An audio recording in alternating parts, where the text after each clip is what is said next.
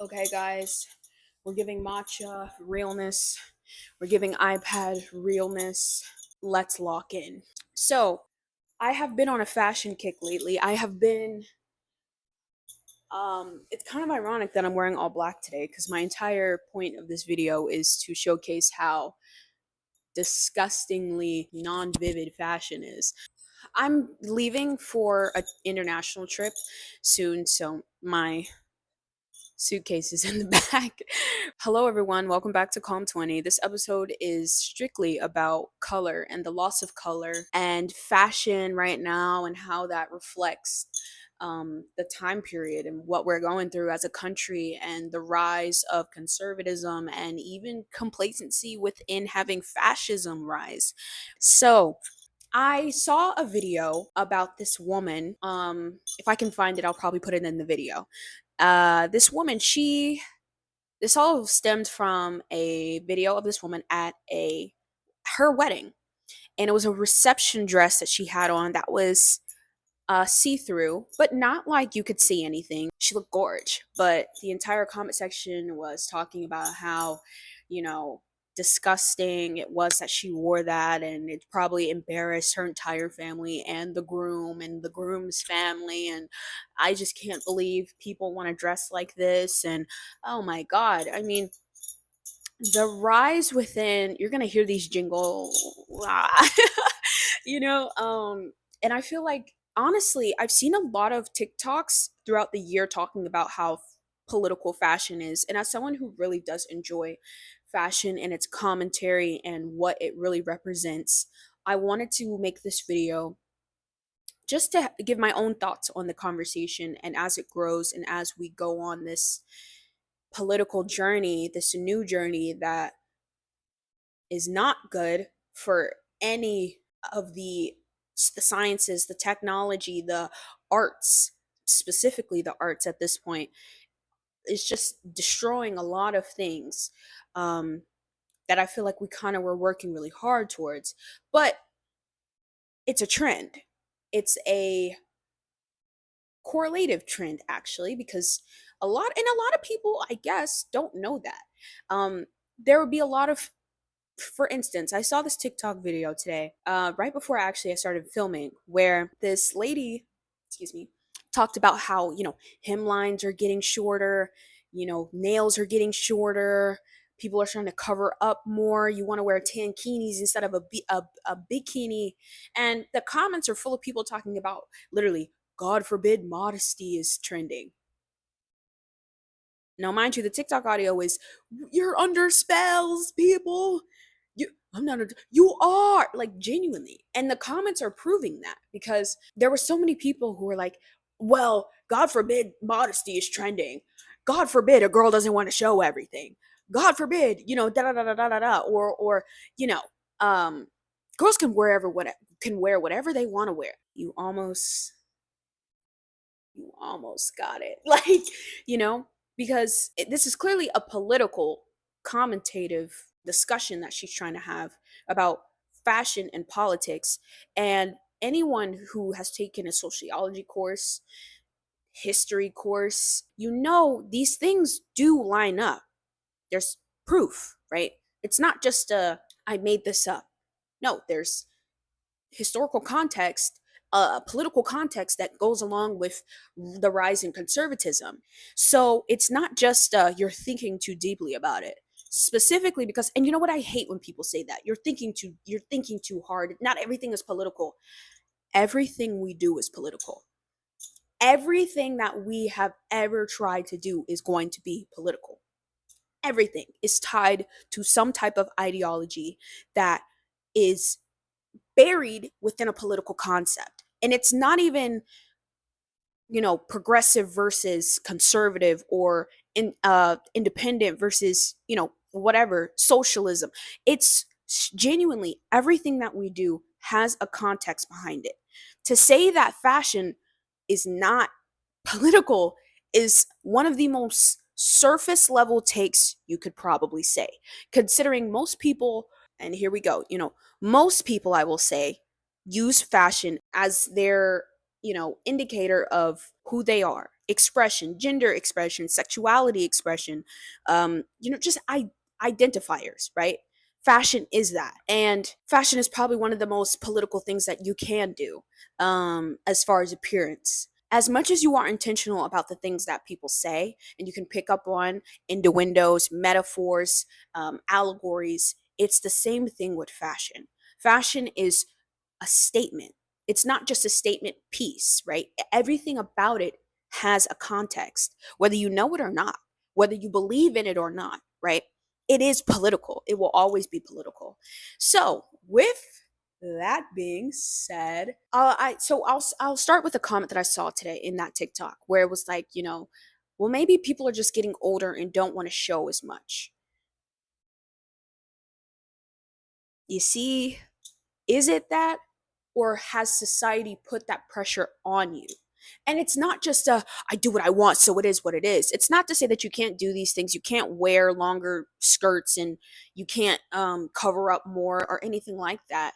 You know, be in beige color, blend in with the crowd. It's not to say that that's something that you can't do, but there is a connotation of why you feel like you can't, right? So you get older, you start putting on more. Why? Because older people shouldn't be showing skin. Modesty. You're too old to be wearing that, right? You shouldn't be wearing such, a colorful, youthful thing when you're getting older. Why? What does that say about you? What does that say about the things that you believe in? And what does it say about the society that we are in? How do we intake the things that society has put upon us? It's one thing to say I dress for myself, but it's another thing to deny that that process is not influenced by the things that we are around, aka our environment, whether that be economic, social, or political. And usually it's a combination of all three.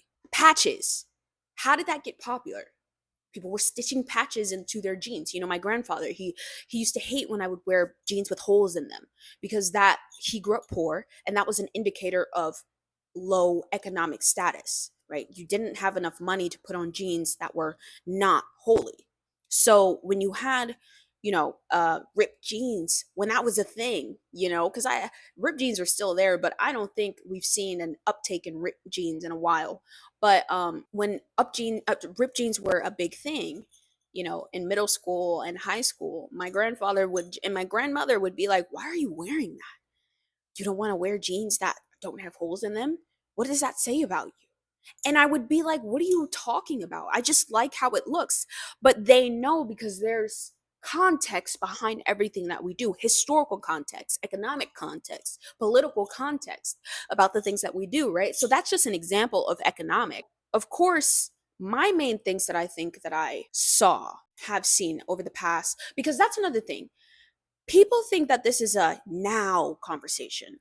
This has been building up because the rise in this thinking has been building up steadily, right? It's not a 1 year process. It's not a 10-year process. It's not a 20-year process. There's flips.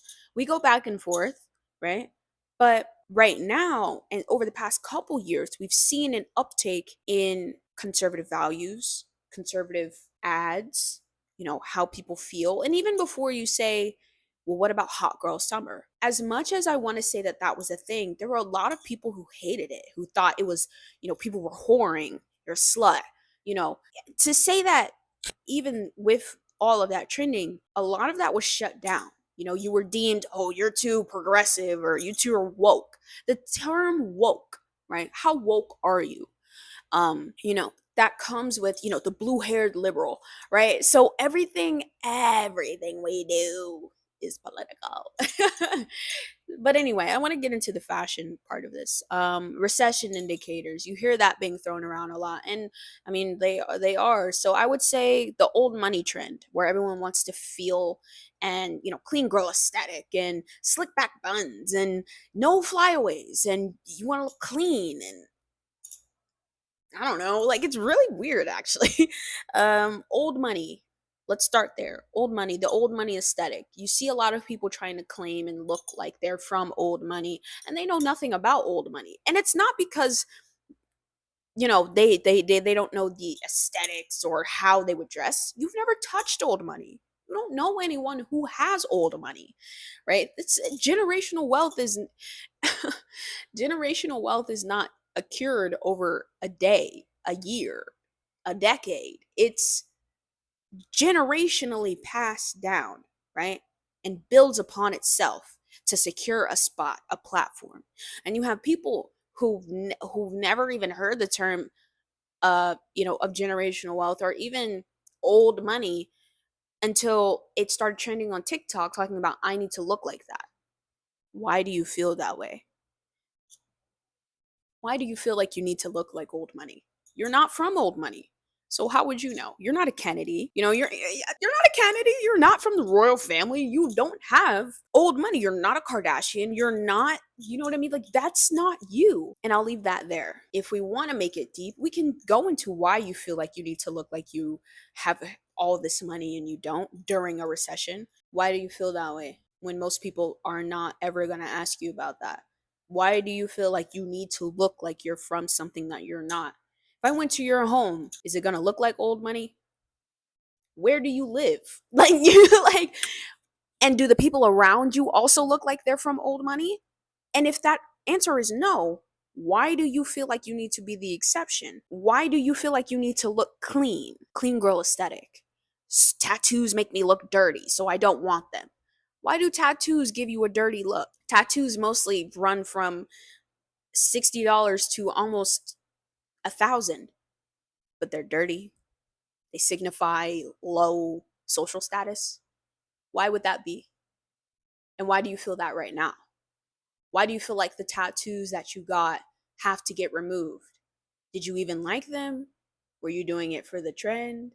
You saw that it was something that cooler people were doing, so you decided that you needed to do it as well. Where is that force coming from? And why do you not feel it anymore? Why were you a victim of it in the first place? Man, there's a lot of things that we could even throw into that. Closeness to whiteness and how, social hierarchy works and the economic status of certain people are now falling back to those who have originally not benefited from the systems that are in place right now. So I implore someone else to go deep into that part of that, because fashion is only the first part of it, right? But let's move on, because I've talked enough and we really haven't even hit the main source of what I wanted to talk about here. I know it's been a while, but I want to circle back to the Met Gala of this year and why I think it actually is a very big indicator of the loss of color in outfits. It was one of the main selling points of this year's theme, which was super fine tailoring black style. Well, that was the exhibition, the exhibit, the new exhibit there, and I went to see it, and it was a great exhibit. It was a great exhibit, and I implore everyone to go and see it. If I don't know if it's still in the museum right now, but if it is, definitely go see it. And as much as everyone wants to say that's not the theme of the Met Gala, it was. Dandyism, black dandyism was the theme of the Met Gala. The sponsor of that was Louis Vuitton. Pharrell Williams is the creative director of Louis Vuitton right now, and he kind of surprised me. Same with a lot of the co-chairs actually, which were uh, Coleman Domingo, Pharrell Williams, ASAP Rocky, Lewis Hamilton, and then of course Anna Winter, right? Wintour. And my first question is, when I first heard the theme of black dandyism and superfine tailoring and all that, was why now? There are honestly, I I was so appalled when I heard that theme, where I was like, why now? Honestly, what? And of course, I saw two different opinions on it, right? Where I was very underwhelmed the entire time because I knew there were going to be different opinions on how the non-black people were going to show up, and how they were going to use this theme to show off their solidarity, or whether they felt like they needed to hold back. And I won't talk about that really, because that doesn't really have anything to do with what I want to say. But let's just go into, because I bought the book, the exhibition book. I have it. I got it when I went to the actual exhibition, and it's an amazing book, genuinely.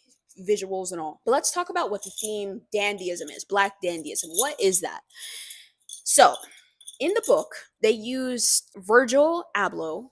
I hope I said his name right, which he used to be the creative director of Louis Vuitton before Pharrell Williams. He tragically passed. He also was the creative director for Off White. I believe he created the brand.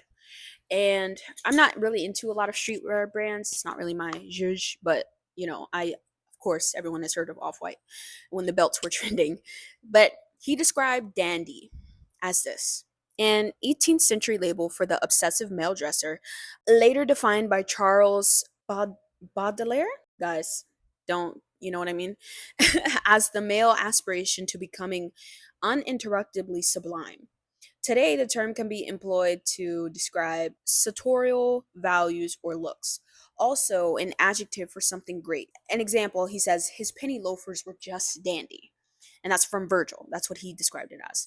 And I wanted to know what another term would be for it. Who else would describe it as something as that? Is this a multifaceted term? Do people think it means something that it doesn't? What will we consider black dandyism, right? He just described dandy. What does dandy mean? What is dandyism, right?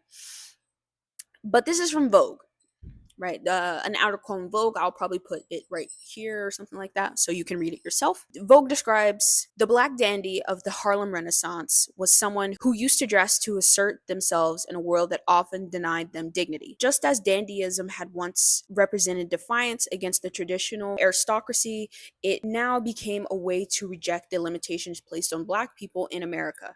The sharp suit, the polished shoes, the bow tie, these were not just fashion choices. They were ways of asserting one's right to exist on their own terms. In a racially segregated America, the black dandy's outfit became a form of resistance, an elegant middle finger to a society that sought to define them by race, not character. So, Vogue then comes to 4 different categories for how how to define dandyism, black dandyism. Okay. 1, a tailored suit fitted. So now, sartorial is fitted, in a sense, specifically referencing to men's dress wear.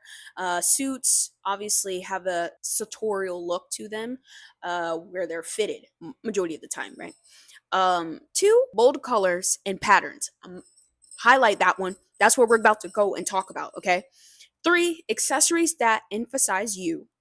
And 4, culture maximization, meaning you blended multiple different in this particular context of black dandyism, different forms of African cultures, tribal cultures, patterns, things that represent the many different cultures of what is black. If I really wanted to tap into this, I could go into my Nigerian style. Even though I've never been to Nigeria, there are different things to behold that I could put into the way that I dress that would represent me as a black American, but also as someone who has Nigerian heritage, right? So it's a maximization of this.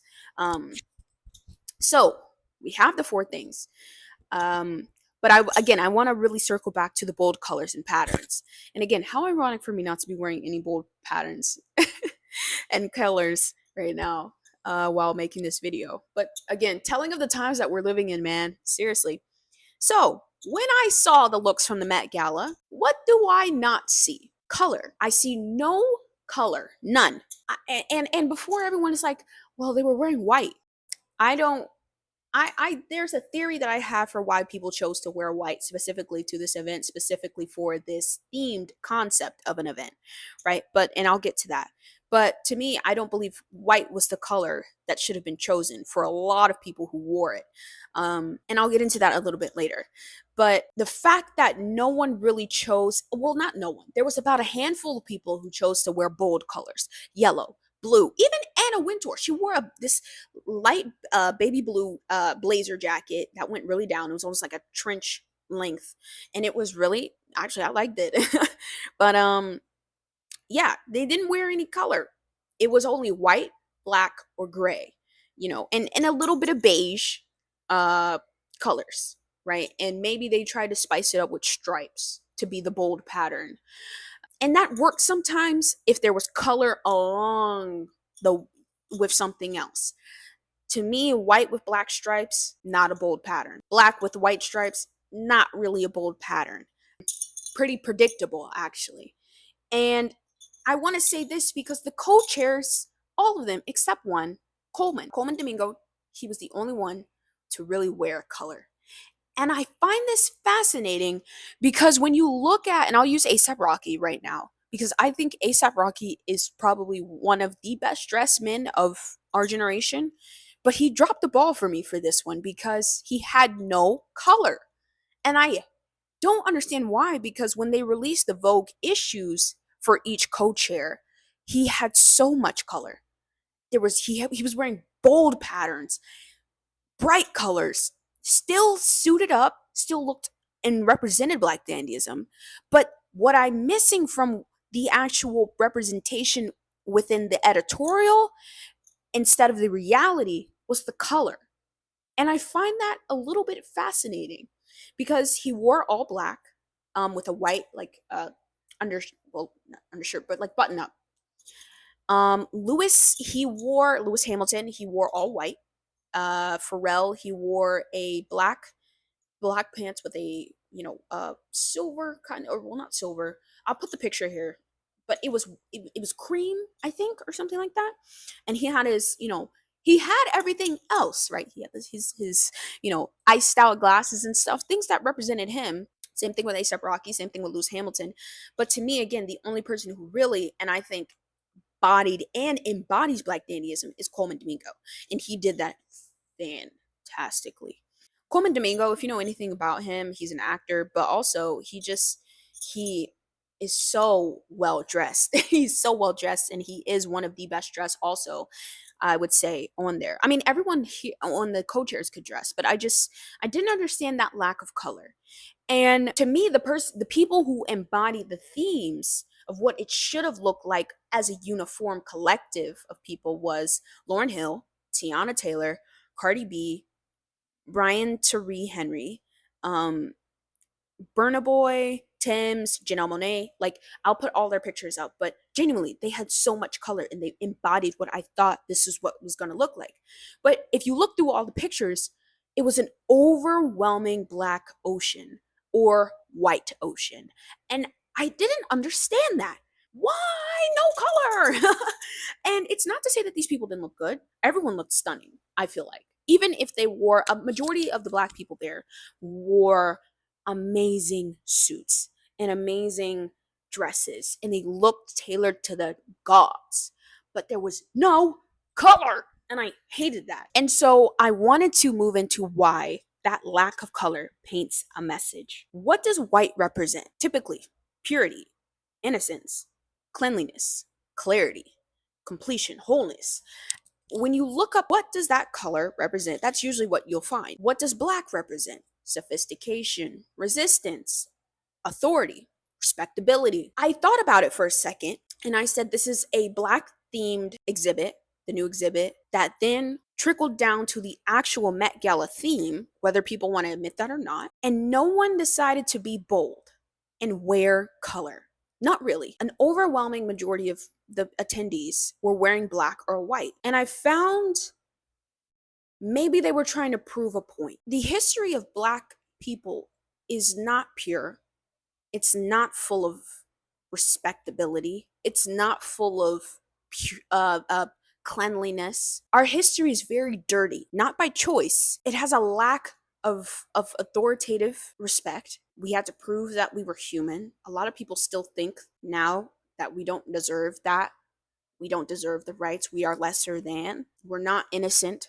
A lot of people don't see black children as children. They see them as adults. There wasn't a lot of clarity in our treatment. Why were we treated the way that we were? And so I was baffled when no one really decided to kind of come through with the color of being bold. I am here. My suit is tailored to the gods, and you can see me from down a block. I hold this status. And I thought about it in this way. I'll use Tiana Taylor. So her nickname is the Harlem Rose. And she had this all red. She looked so Harlem and she looked gorgeous. And it was so good. She's one of my best dressed of the night. And she was full of color. And it painted this picture of what I think black sophistication should look like. It should be bold. It should be bright. it should be a untraditional color. And even if we want to break it down into what these colors mean, there are jewel tones, earth tones, royal colors, royal red, royal blue, emerald green. No one decided to really push that envelope. This is an event in a year of turmoil that is supposed to represent an uplifting concept. And no one decided to really dig deep, except a couple people. Again, I put them up screen, and of course I'm just generalizing what I saw. I wonder if this was the conformity of feeling like you have to dress a certain way to again reach this status quo of whiteness. Traditionally, when you think of authority, if you put a race to it, who do you think of? If you think of what purity is supposed to represent, innocence is supposed to represent, if you break it down, could you say it was white women's tears? There's no deniability. If a white woman cries wolf, you would believe her, right? And of course, these are rhetorical questions. I think of, again, the cleanliness of it all. How does, I think immediately when I saw cleanliness and what white represents, I thought of the clean girl aesthetic. I think of slick back buns, Hailey Bieber, white, gold jewelry, very minimalist style. Don't stick out too much, because if you do, what does that say about you? You're performative, and only performative people are of low status. I could be reaching. If only I could be reaching here. But I think it paints a very big picture of where we are at right now, and especially at an event that's supposed to really represent something, something completely different. Why not be bold? Why not come and participate and show how colorful your wardrobe is, And I think of what color is traditionally attached to when you think of, rebels. They usually have colored hair. When you think of plaid, maybe Vivian Westwood. There you go. You can use Vivian Westwood type of apparel for that, even though what the brand started as and what it is now is completely different. I say that even wearing the Vivi on the fingers, okay? Like, take it with a grain of salt. I am I am a walking contradiction, okay? But I think, you see these people who represent usually color, and they're the bad guys. They're the people who are misunderstood, the underdog, right? And if we were representing the metaphorical underdog, why are you dressed like,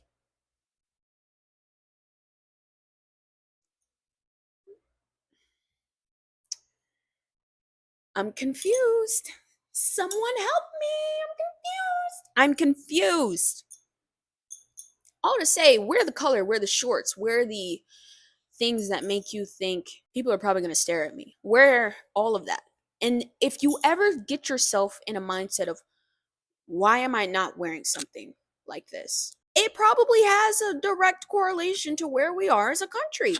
Traditionally, that's how that works. And I could say that even with all of this, because everything I have on can and could be used against me. Again, I am a walking contradiction, but I walk in the light of history.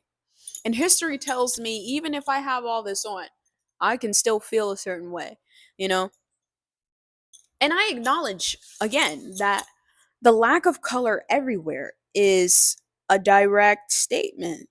What does that mean? What does that tell you? More people are conforming, more people are not being open. Anyway, I just wanted to say that because I've seen such a rise in people to say it's not a bad thing that modesty is becoming more regular, or it's not a bad thing that you call out people for wearing less at a wedding. Why are you dressed crazily to go outside to the grocery store? Why are your ass cheeks hanging out? Dare I say, you're under spells. You're under spells. You're under spells. We are under spells. We all are under spells, honestly. And it sucks.